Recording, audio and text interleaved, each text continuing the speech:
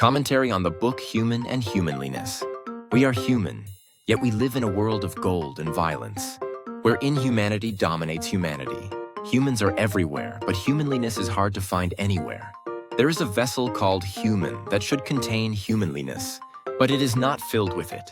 The book Human and Humanliness is a profound, philosophical work that returns to one of the oldest and most urgent questions facing civilization, in a world overflowing with knowledge, technology, and power, yet often losing its moral direction. This book asks whether human progress can truly be meaningful without dignity, conscience, responsibility, and love for humanity. This book begins with a challenging yet essential insight that being born human is not the completion of humanliness itself.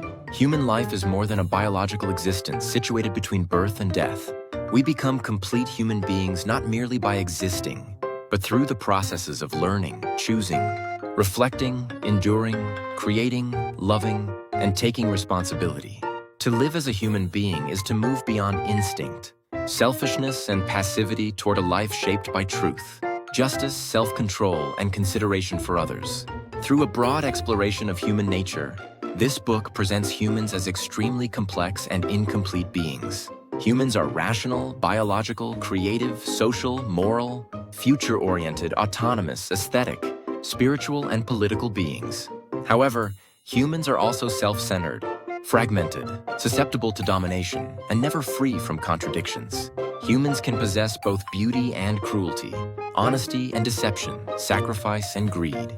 These dualities are not peripheral characteristics of the human condition, but lie at its very center. Humans are not finished beings, but transitional ones, always in the process of becoming complete, and must bear responsibility for the kind of being they become. The book then shifts its theme to the essence of human life itself. Human life is not merely a life of survival. It is a life of achievement, reality, individuality, ideals, desire, faith, happiness, labor, progress, learning, competence, thought, memory, competition, responsibility, reflection, and pleasure. While survival may be fundamental, no one desires merely to survive.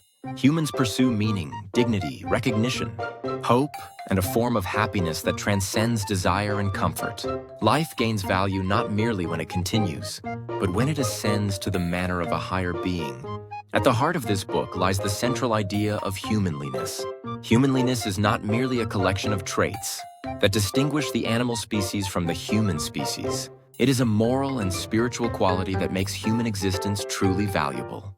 Humanliness is expressed through justice, conscience, honesty, loyalty, humility, devotion, optimism, and love for humanity. It is the transformation of freedom into responsibility, competence into service, and existence into value. Without humanliness, reason degenerates into calculation. Freedom turns into selfish license, desire into greed, and power into harmful violence rather than care. Without humanliness, civilization itself begins to lose its value. A powerful theme running throughout this book is that no one can become a complete human being in isolation. The roots of humanliness lie in the family, and its completion is achieved within a social community. Human dignity deepens through relationships, memory, shared responsibility, and care for the weak. From this perspective, responsibility toward others does not undermine individuality. Rather, it completes it. Therefore, this book discusses not only the inner life of the individual, but also the moral future of society. In the final chapter, Human and Humanliness presents principles for a noble life. These include following the truth, taking responsibility for oneself and one's family, obeying reason, helping the weak, treating others as oneself, maintaining honesty, and defending the value of humanliness, even if it entails personal sacrifice. In this book, nobility is not a matter of status, talent, or fame. It is a matter of character, faithfulness, and moral courage. Philosophically profound, morally rigorous, and ideally ambitious, Human and Humanliness is a book for readers who enjoy philosophy, ethics, human nature, social thought, and reflective nonfiction. It is for those who believe that knowledge without conscience is dangerous. Prosperity without meaning is empty, and power without humanity is destructive. Above all, it is a book that invites you to think more deeply, live more truthfully, and become a more whole human being. Key differences. Distinguishing the book. Human and Humanliness from Major Ideas from Ancient to Modern Philosophy. 1. Differences from Ancient Philosophy. Comparison with Aristotle. Aristotle defined humans as rational animals. For him, the essence of humanity was reason. In contrast, this book does not view humans merely as rational beings. This book defines humans as beings in whom various attributes are integrated, including rational, biological, creative, social, moral, future-oriented, political, and aesthetic beings. In other words, while Aristotle defined the essence of humanity as reason, this book defines humans as multidimensional beings. 2. Differences from modern individualist philosophy. Comparison with Descartes. Descartes sought the essence of humanity in thought, stating, "I think, therefore I am." However, this book argues that the ability to think alone cannot explain what it means to be human. This book, on the contrary, argues that moral values such as conscience, justice, honesty, loyalty, humility, and devotion are the core of humanliness. Therefore, while Descartes' modern philosophy defined humans as thinking subjects, this book defines humans as beings who are morally perfecting. 3. Differences from Nietzsche's philosophy. Nietzsche viewed humans as beings to be overcome. He emphasized strength, will, and the Übermensch Superman. In contrast, this book finds human greatness in love, responsibility, community, and humanity itself. While Nietzsche emphasized the strong human, this book takes the excellent human as its ideal.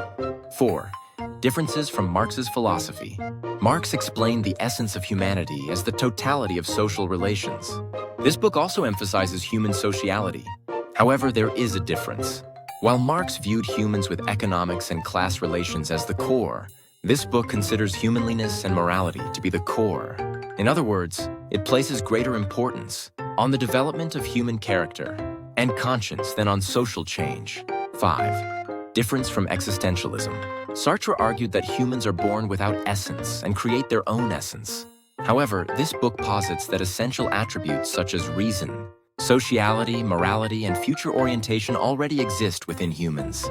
That is, while existentialism asserted that existence precedes essence, this book argues that humanity is formed upon the foundation of human essence. 6. Difference from modern liberalism. Modern liberalism regards individual freedom as the most important value. However, this book prioritizes responsibility, duty, and community over freedom. In particular, it presents the principle of prioritizing the interests of the community of shared destiny. This exhibits a stronger communitarian character than modern liberalism.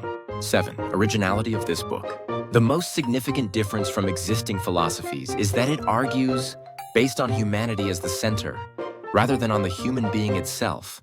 Traditional philosophy has primarily asked, what is a human being, and how does a human being exist? In contrast, this book takes as its central questions, what does it mean to live a humane life? Who is a great human being? And how is humanity perfected? The core philosophical formula. The philosophy of this book can be summarized in a single sentence as follows. Humans are incomplete beings endowed with reason and morality, and they are beings who develop themselves and their communities by practicing humanliness, or expressed more concisely, the essence of humanity is a process of infinite perfection toward humanliness. This proposition can be seen as the most fundamental philosophical characteristic of human and humanliness, distinguishing it from ancient rational philosophy, modern individualism, and contemporary liberalism. Therefore, this book, Human and Humanliness, enables us to possess a scientific yardstick that evaluates the present state of the human world through human reason and the truth of history, and instills confidence in a just future. This is the first part of the book, Human, Society, and the Charter of Humanity for the Future.